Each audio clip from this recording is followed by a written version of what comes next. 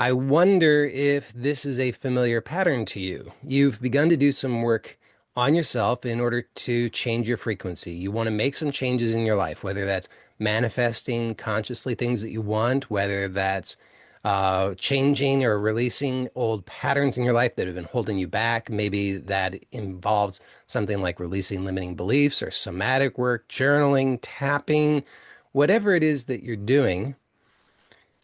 All of a sudden, things in your life seem to take a turn for the worse. And you wonder, gee whiz, what on earth is going on? Because I thought I was trying to improve my experience. I thought I was trying to change my frequency for the better. But why are these unwanted negative things happening in my life? Well, it's possible that what has happened is that you've encountered some signs that what you're doing is actually working. You see, sometimes what happens is that we can actually encounter indications that what we're doing is working, but our nervous systems interpret that as something negative. So in this video, I want to share with you three common signs that what you're doing is actually producing positive results that might not seem like it in the moment. And I'm going to share with you how you can effectively deal with that so that you can see that through and actually come out the other side so that you can get all of the positive benefits instead of what most people mistakenly do, which is that they jump ship and sabotage their efforts because they've misunderstood what's happening as being a negative indication. So let's start with the first sign. The first sign is that you personally begin to experience some kind of discomfort. Now, this could be some kind of psychological or emotional discomfort, or it could be even physical discomfort. In some cases, it can even be physical pain or some kind of physical limitation that occurs. Now, this is because, or at least it can be, because your nervous system has a preference for stability, predictability, and familiarity. So your nervous system interprets what is familiar as what is safe. And conversely, your nervous system interprets or can interpret change or what is unfamiliar as unsafe. So when your nervous system interprets something as unsafe or a threat, what does it do? Well, it attempts to go back to the familiar. So there are many strategies that it can use for that. And one of those is discomfort, because discomfort, and especially intense discomfort, such as pain, will generally cause a person who is otherwise not conscious enough to just revert to the old way, the familiar way. Now, the problem in these cases is that the old familiar way is the way that you're not wanting to go back to. At least consciously, you don't want to go back to that. Unconsciously, your nervous system wants to revert to that, but you consciously have made a decision that you want to change.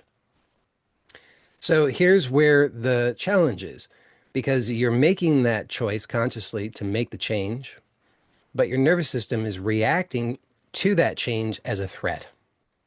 Now, of course, as I've already said, most people make the mistake of then freaking out, and they put in a lot of stressful actions trying to fix whatever they perceive the problem is. And then they effectively lose the positive changes that they had gained or begun to establish in their life because they essentially just got derailed. This was, of course, why their nervous system produced that discomfort in the first place, which was to distract them so that they would go back to the old way. But that's a mistake because consciously you want the new way. You want the new frequency. You don't want to go back to the old frequency. So I'm going to share with you towards the end of this video what you can effectively do that will allow you to, in a very gentle, harmonious, and effective way, continue with the change rather than reverting to the old change. Now let's talk about the second sign that can indicate in many cases that you're producing a positive change, but it's not being well received because it seems like a threat. In this case, that sign is that other people around you begin to react in negative ways to you. So this can happen because other people's nervous systems may interpret the change as a threat. So in the first sign, it's because your own nervous system is interpreting it as a threat. And in the second sign, it's because other people's nervous systems are interpreting the change in you as a threat. So when this happens, other people may be reacting. They may effectively be saying, not necessarily in as many words, but they're effectively saying, we don't feel comfortable with this change. We feel unsafe, and we want you to go back to the old way that's familiar to us so that we can feel safe. So what in these cases, oftentimes that pressure that we feel when other people are giving us that negative feedback will result in us going back to the old way. And of course, that's what the purpose of that kind of reaction is from the other people. They want you to go back to the old way. Not necessarily consciously, but subconsciously, because their nervous systems are reacting to that change as a threat. They're wanting you to go back to what's familiar, even if it's not necessarily what's best for them either. So, as I said, most people in these situations make the mistake of reverting back to the old way because they want to avoid the conflict. But I'm going to share with you towards the end of this video what you can do differently that will allow you to persist in a good way that's harmonious, that's not going to cause you problems, but that will actually help you to come out the other side so that it's a win-win for everybody involved. Now let's talk about the third sign. So the third sign that can indicate that you're making positive changes is when things in your life seem to go badly.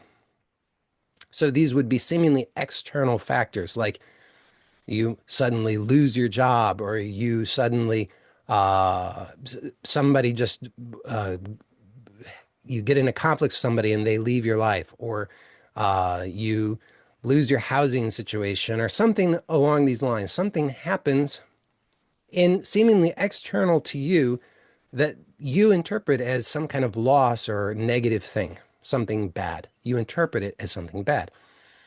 Now, when this third sign happens, it's because due to the changes that you're making, your conditions and circumstances, your environment is adapting to that, because you will be producing or attracting in your circumstances, in your environment, that which is aligned with the changes that you've made internally, because we create from the inside out. So whatever it is that you're holding internally in consciousness, that will be reflected to you externally. So when you make those changes internally, it naturally has to happen that the external has to adapt in order to reflect those changes.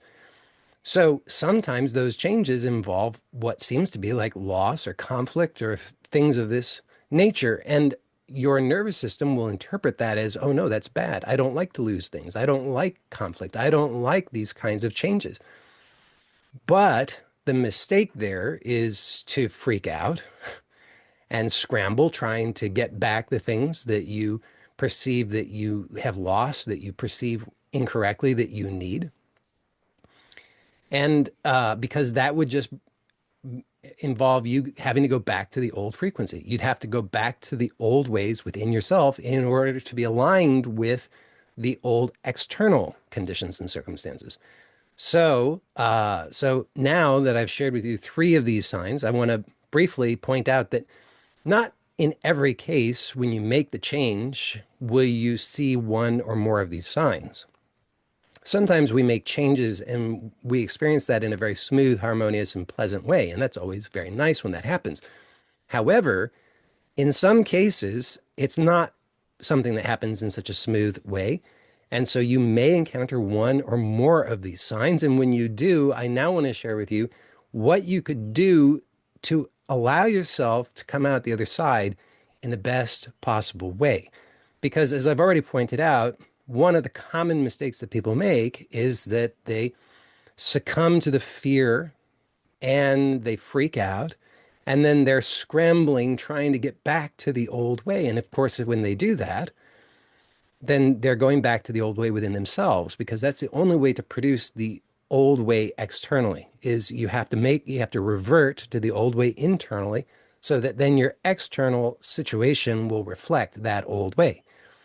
But that's a mistake, obviously, because you want the positive new change.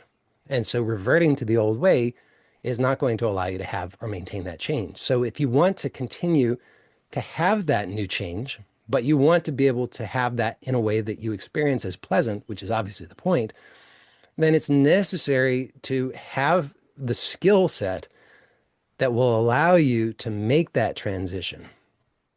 So the number one thing here is to keep the focus internal because the change is always happening from the inside out. We create from the inside out.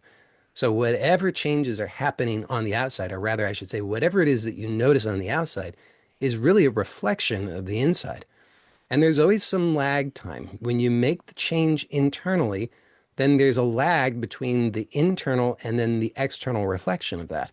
So, and this also happens because the external is denser. I mean, think about this. You can, in your imagination, you can do anything just like that. You can imagine yourself having the $1 million. You can imagine yourself having the harmonious relationship. You can imagine yourself experiencing peace. You can imagine yourself traveling anywhere you want, just like that. But in order to have those changes external, requires some time. So there's a time delay because there's more density to the external rather than the internal. So when you make the changes internally, it's necessary to allow for the external to adjust and adapt. And in order to do that, it's necessary to maintain that attention on the inside because again, we create from the inside. So whatever changes you're wanting, you need to keep the attention internal and allow for those changes to continue to occur and to be maintained within you.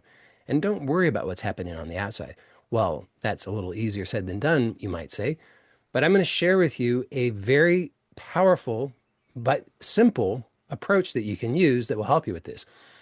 And that is to cultivate self-awareness. And there is one practice that I've found that is extraordinarily helpful for this, and it is breath awareness. Now, I have an entire free course on this topic that I would like to share with you if you don't already have access to that. And you can get that at my website at joeylott.com/SA, the letter S, the letter A for self-awareness. And I'll provide the link in the description below. Also, when you get access to that free course, I include as a bonus in that a workshop that covers a very simple framework that will allow you to then apply this in real time in your life when you are encountering one or more of these three signs that I've talked about today. So that you will have a very practical system that will allow you in the moment when you encounter something that your knee-jerk reaction is to kind of freak out about, to stress about. This will allow you to, in that moment, have a very simple way that you can deal with that will allow you to then shift your attention internally and recover a sense of safety and peace and calm and clarity within yourself that will allow you to easily, quickly, and efficiently move through these challenges. And I think of these things as a kind of confirmation that life is offering you. It's an opportunity that life is just saying, hey, I noticed that you're making this change. Are you sure that you want that change? And so using self-awareness in the way that I describe in this free course will allow you to essentially say yes. What most people do when they freak out and they stress and they worry and they start trying to scramble to solve what they perceive as the problem on the outside is that they're effectively saying, no, I don't want the change. So using this approach of self-awareness will allow you to say, yes, I want the change. It's the one key component that many people are missing because they make the initial change internally using whatever techniques or methods they're using. But then when life is providing them with this confirmation request, they don't know better. So they freak out and they effectively say, no, I don't want the change. And then they have to go right back to the beginning and start over again. So many people are stuck in that cycle of just using this technique, that technique, and they go from this book to that book or this workshop to that workshop or all over the place, not realizing that it could be a lot easier, faster, and simpler than what they've been doing. So I hope that you found this very useful. And again, I encourage you to get access to that free course. I'll provide the link in the description below. Blessings to you, and bye for now.